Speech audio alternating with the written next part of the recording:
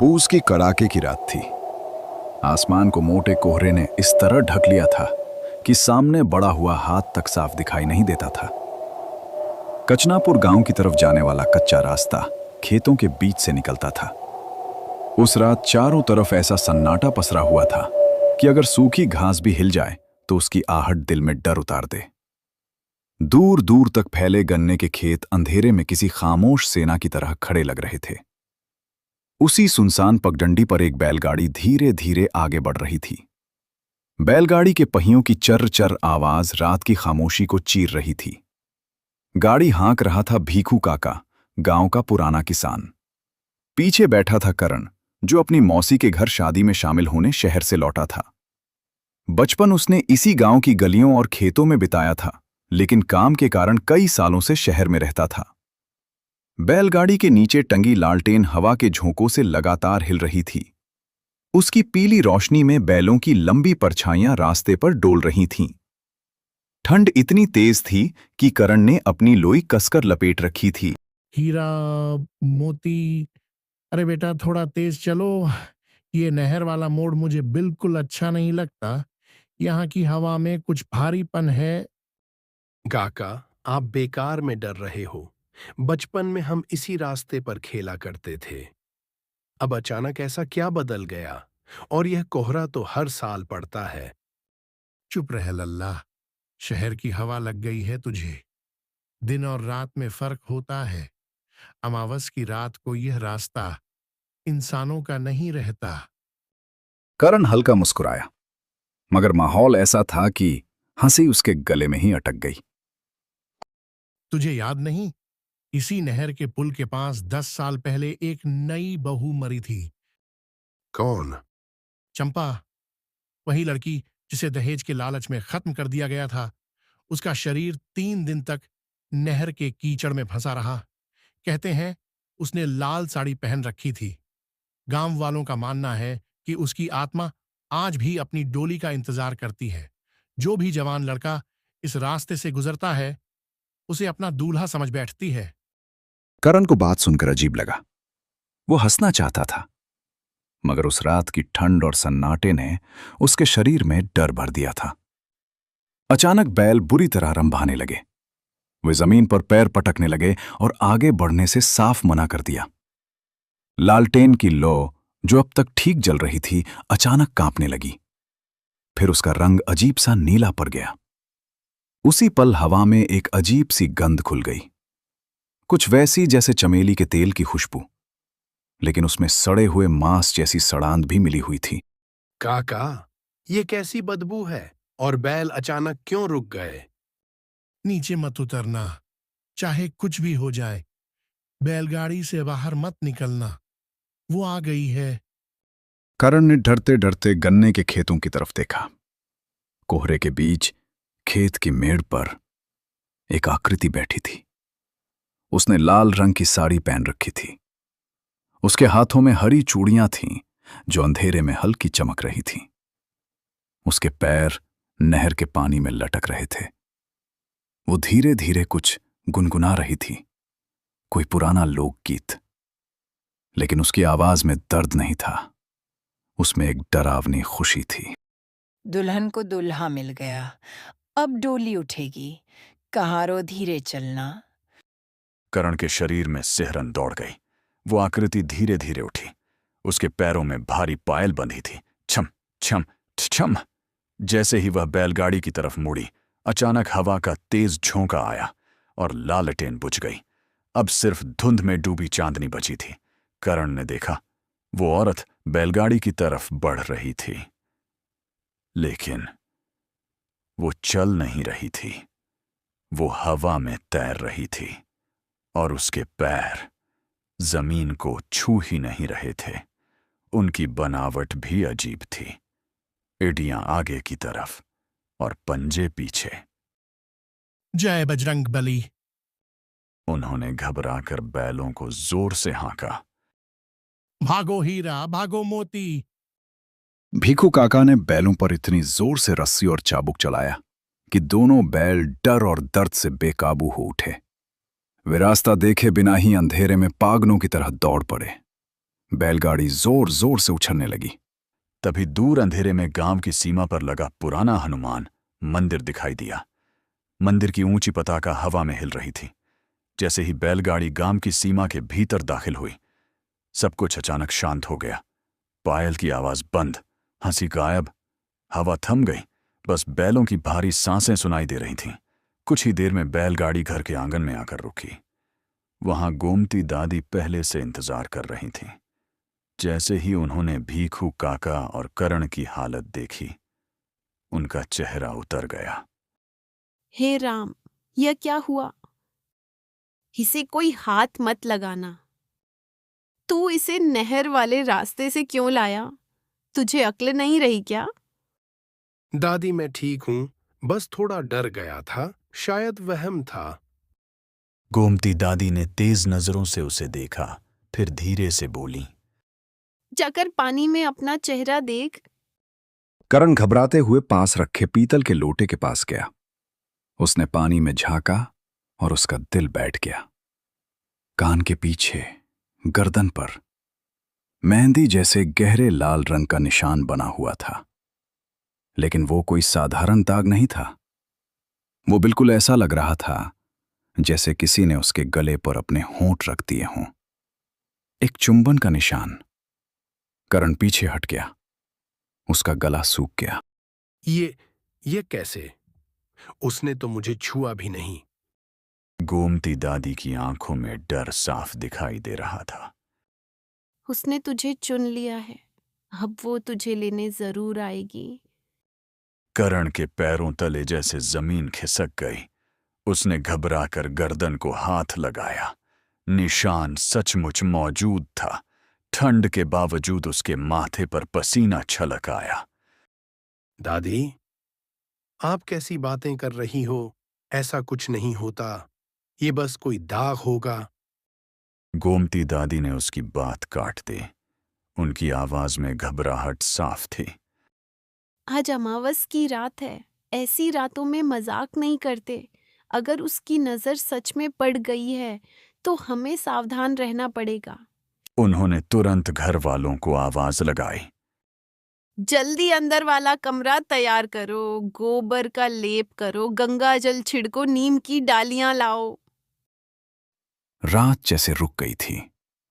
हर आवाज डरावनी लग रही थी। घड़ी की सुई धीरे धीरे पड़ रही थी। करीब रात के 2 बजे अचानक उसे छत पर कुछ घिसटने जैसी आवाज सुनाई दी। और फिर एक मीठी मगर अजीब आवाज सुनाई दी। करण, ओ करण, देखो मैं आ गई। करण का पूरा शरीर सुन्न पड़ गया। करण का पूरा शरीर सुन्न पड़ गया। तूने कहा था ना, साथ चलेंगे। आवाज अब और मीठी हो गई, लेकिन उस मिठास में कुछ ऐसा था जो रूह जमा दे।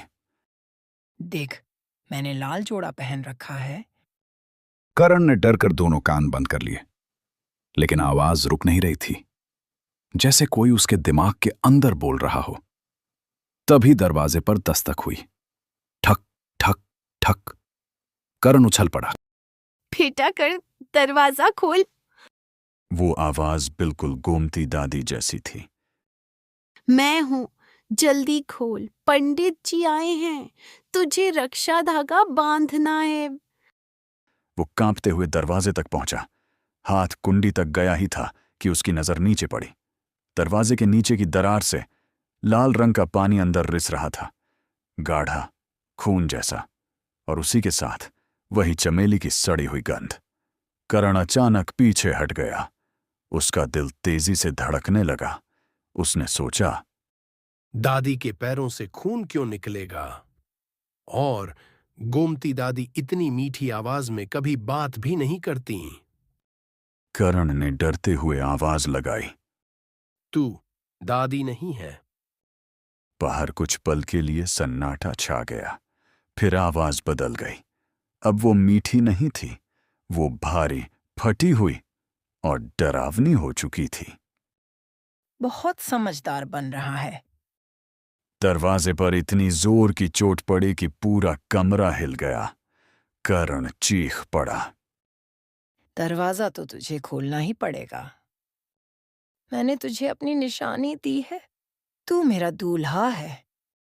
करण कमरे के कोने में जाकर दुबक गया। उसकी आंखों से आंसू निकलने लगे और तभी उसे लगा कि कमरे की दीवारों पर कुछ उभर रहा है।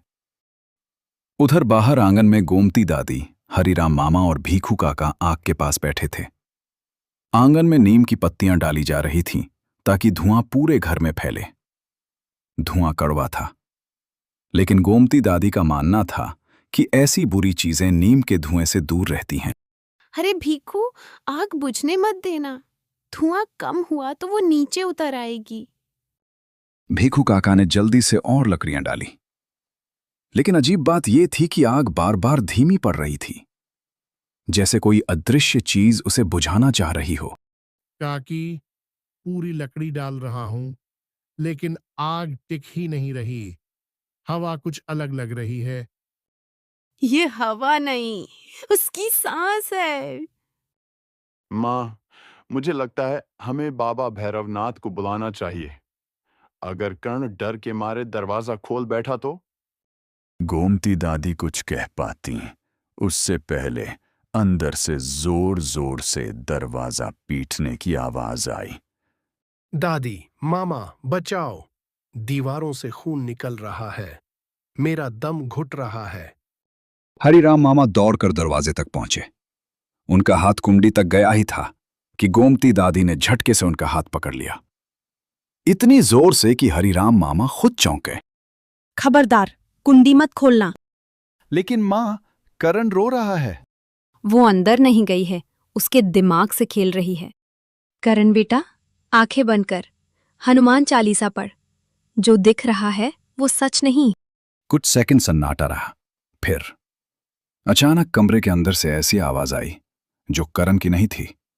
वो किसी औरत की आवाज थी, लेकिन टूटी हुई, जैसे किसी का गला काट दिया गया हो। बुढ़िया, तू कब तक बचाएगी उसे? मैंने उसे अपना निशान दे दिया है, अब वो मेरा है। भीखू काका ने डरते हुए आग में और नीम डाला। अचानक छन्नाक, छत की खपरेल जोर से टूटी।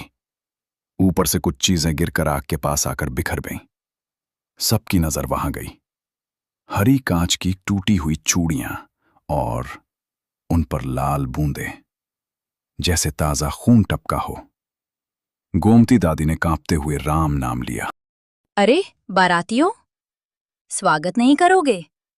दूल्हा तैयार है। हरिराम मामा गुस्से में खड़े हो गए। उन्होंने पास रखा त्रिशूल उठा लिया। जो भी है, सामने आ। अचानक आंगन की हवा बिल्कुल रुक गई। आग की लपटें सीधी खड़ी हो गईं और आंगन के एक कोने में, जहां तुलसी का चौरा था, धीरे धीरे एक परछाई बनने लगी। लाल साड़ी, लंबे बाल और असामान्य रूप से लंबे हाथ। वो आकृति तुलसी के पास खड़ी थी। जैसे ही उसने पौधे को छुआ, तुलसी काली पड़ने लगी और अगले ही पल जल उठी। गोमती दादी का चेहरा डर से सफेद पड़ गया। हे राम, अब घर की रक्षा कौन करेगा? उसी समय अंदर कमरे से करण की डरावनी चीख सुनाई दी। दादी, छत टूट रही है। गोमती दादी और भीखू काका दौड़कर कमरे के पास पहुंचे। अंदर से लकड़ी की चरमराहट की आवाज आ रही थी, जैसे ऊपर कोई भारी चीज चल रही हो। छोड़ छोड़ मुझे, दादी, वो मुझे ऊपर खींच रही है। रोशनदान पर अब उसका चेहरा दिखाई दे रहा था। इस बार घूंघट नहीं था और करण की चीख निकल गई। उसका चेहरा आधा सड़ा हुआ था। मैं आ गई, चलो अब साथ चलेंगे। तू क्या है? वो मुस्कुराई। उसकी मुस्कान इतनी चौड़ी थी कि गाल फट गए। मुझे सिर्फ प्यार चाहिए और तेरी सांसें। बाहर आंगन में गोमती दादी की हालत खराब हो चुकी थी। माँ, अब और इंतजार नहीं हो सकता। मैं बाबा भैरवनाथ को बुलाने जा रहा हूँ। नहीं, दहलीज पार की तो वो तुझे भी मार डालेगी। हनुमान मंदिर से सिंदूर और रक्षा धागा लेकर आ। मरता क्या ना करता जा, और पीछे मुड़कर मत देखना। भीखू काका ने कांपते हाथों से कुल्हाड़ी उठाई, फिर अंधेरे पिछवाड़े में गायब हो गए। डर मत, दुल्हन अपने दूल्हे को लेने आई है। मुझे छोड़ दे, मैं तेरे साथ नहीं जाऊंगा। औरत की आंखों की चमक अचानक बदल रही, उसका चेहरा गुस्से से विकृत हो गया। तूने वचन दिया था, अब तू मेरा है। उधर बाहर गोमती दादी लगातार मंत्र बुदबुदा रही थीं। हरिराम मामा कमरे के बाहर बेचैनी से चक्कर काट रहे थे। अंदर से करण की चीखें लगातार आ रही थीं। तभी मुख्य दरवाजे पर अचानक जोर जोर से दस्तक हुई। काकी, दरवाजा खोलो, मैं भीखू हूं, सिंदूर ले आया। हरिराम मामा जल्दी से दरवाजे की तरफ बढ़े। उनका हाथ कुंडी तक पहुंचा ही था कि गोमती दादी की नजर नीचे गई। दरवाजे की दरार से गंदा कीचड़ और पानी अंदर रिस रहा था। गोमती दादी की सांस अटक गई। उन्होंने तुरंत हरिराम मामा का हाथ पकड़ लिया। रुक जा। क्या हुआ माँ? भीखू सूखे रास्ते से गया था, उसके पैरों से कीचड़ कैसे आ सकता है? बाहर वाली आवाज अचानक बदल गई। अब उसमें बेचैनी नहीं थी, एक अजीब सी हंसी खुल गई थी। अरे बुढ़िया, बहुत चालाक है तू। तुम्हारा भीखू अभी जंगल में भटक रहा है, मेरे साथी उसके साथ खेल रहे हैं। कमरे के भीतर करण की पकड़ कमजोर पड़ रही थी। बाल उसे ऊपर की तरफ खींचते जा रहे थे। उसके पैर अब जमीन से लगभग 1 फुट ऊपर उठ चुके थे।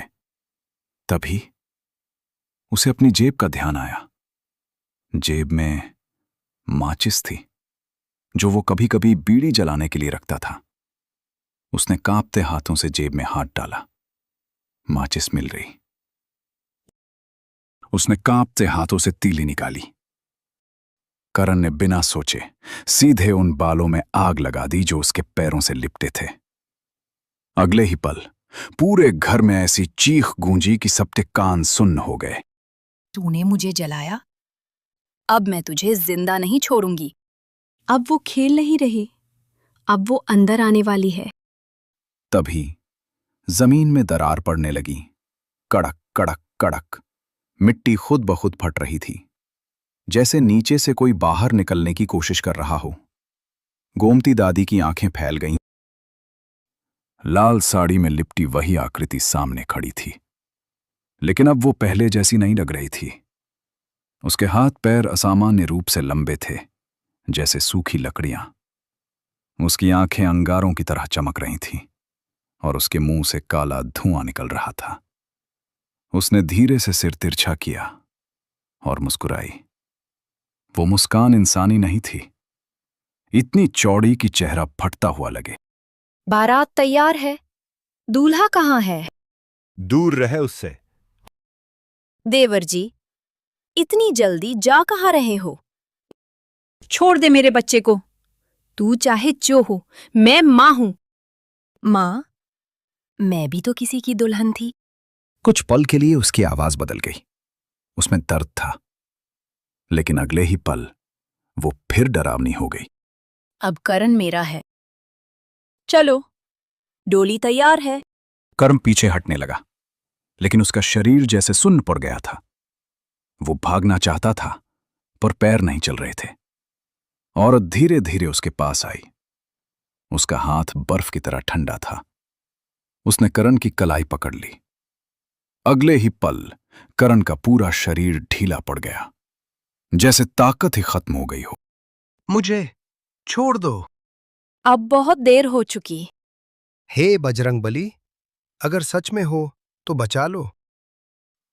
मुख्य दरवाजे पर कीचड़ और खून से लथपथ भीखू काका खड़े थे, लेकिन उनकी आंखों में डर नहीं, गुस्सा था। उनके हाथ में लोहे का चमकता हुआ त्रिशूल था। माथे पर ताजा सिंदूर लगा हुआ था। उनके पीछे गांव के पुजारी पंडित दयानाथ खड़े थे। हाथ में पूजा की थैली और रक्षा धागा था। आंगन में कदम रखते ही पंडित दयानाथ ने ऊंची आवाज में मंत्र पढ़ना शुरू किया।